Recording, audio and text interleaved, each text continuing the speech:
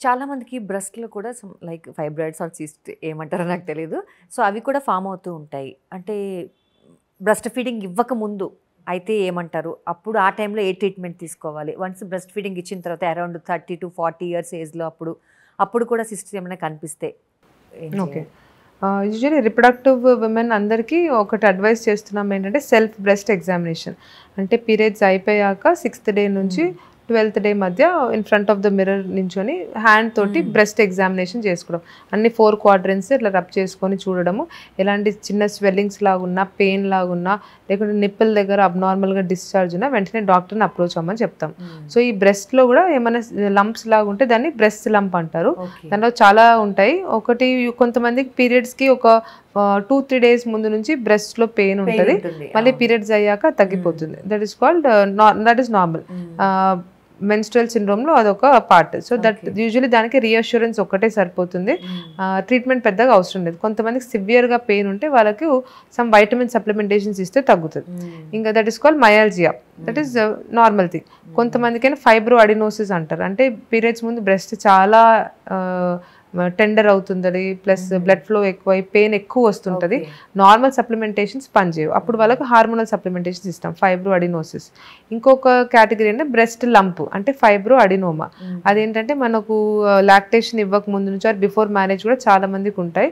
Usually small lumps around 2-3 centimetres ఉన్నాయి. అవి అట్లా తిరుగుతున్నాయి. పెయిన్ ఏం లేదు.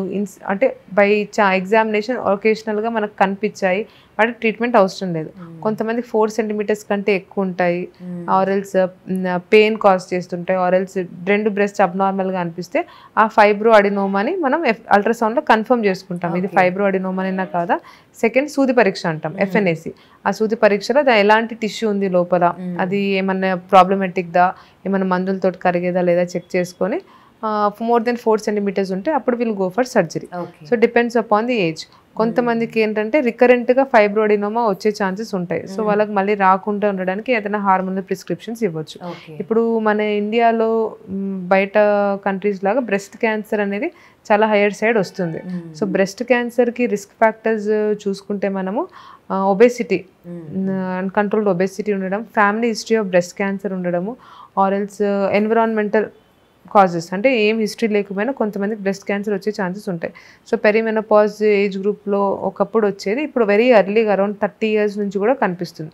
So, every women after periods self breast examination చేయమని చెప్తాం. అలాంటి బ్రెస్ట్ క్యాన్సర్ సస్పిషియస్ ఉన్నప్పుడు లైక్ అబ్నార్మల్‌గా size of the breast lump పెరిగినప్పుడు ఆర్ పెయిన్ లేదు సడన్‌గా లంప్‌లో పెయిన్ రావడము, ఆర్ఎల్స్ నిప్పుల నుంచి greenish or blood colour discharge రావడము, ఆర్ పేషెంట్‌కి సివియర్ యాక్సిలరీ పెయిన్ రావడం, అవన్నీ బ్రెస్ట్ క్యాన్సర్ సివియారిటీ ఇండికేట్ చేస్తాయి. అట్లా డౌట్ ఉన్న or family history of breast cancer అమ్మమ్మ, పిన్ని, మదర్ వాళ్ళే ఉన్నప్పుడు we advise mammogram after 40 years of age. So, ప్రతి 4-5 ఇయర్స్‌కి ఒకసారి మ్యామోగ్రామ్ తీయించుకుంటే బెటర్. ఆ మ్యామోగ్రామ్‌లో వెరీ ఎర్లీగా మనం బ్రెస్ట్ క్యాన్సర్ ఉంటే డయాగ్నోస్ చేయొచ్చు. ఆ డయాగ్నోస్ చేశాక నెక్స్ట్ దాని స్టెప్స్ తీసుకోవడానికి ఉంటుంది. అండ్ కొంతమందికి ఫ్యామిలీ హిస్టరీ ఉన్నప్పుడు ఇప్పుడు సపోజ్ ఓన్ మదర్‌కి ఉంది ఆర్ ఎల్స్ ఓన్ పిన్నికి ఉందనుకోండి, అప్పుడు నెక్స్ట్ జనరేషన్ వాళ్ళకి క్యాన్సర్ స్క్రీనింగ్ జీన్స్ ఉంటాయి. సో, BRCA1, BRCA2 జీన్స్ ఉంటాయి. అవి బ్లడ్ టెస్ట్ నుంచి మనం ఐడెంటిఫై చేయొచ్చు. అటువంటి జీన్స్ ఉన్నప్పుడు యూజువల్‌గా మనము అలర్ట్ చేయొచ్చు నెక్స్ట్ జనరేషన్‌ని. సో, ఈ మధ్య బ్రెస్ట్ క్యాన్సర్ గురించి చాలా అవేర్‌నెస్ వచ్చింది. అండ్ ఎర్లీగా డయాగ్నోస్ చేసే టెక్నిక్స్ కూడా ఉన్నాయి. అండ్ ట్రీట్మెంట్ పరంగా కూడా చాలా చేంజెస్ వచ్చాయి. ఒకప్పుడు స్టేజ్ 4లో వచ్చేది, చాలా మంది స్టేజ్ 1, స్టేజ్ 2లోనే ఉంటున్నారు. అండ్ సర్వైవల్ రేట్ కూడా బాగున్నాయి.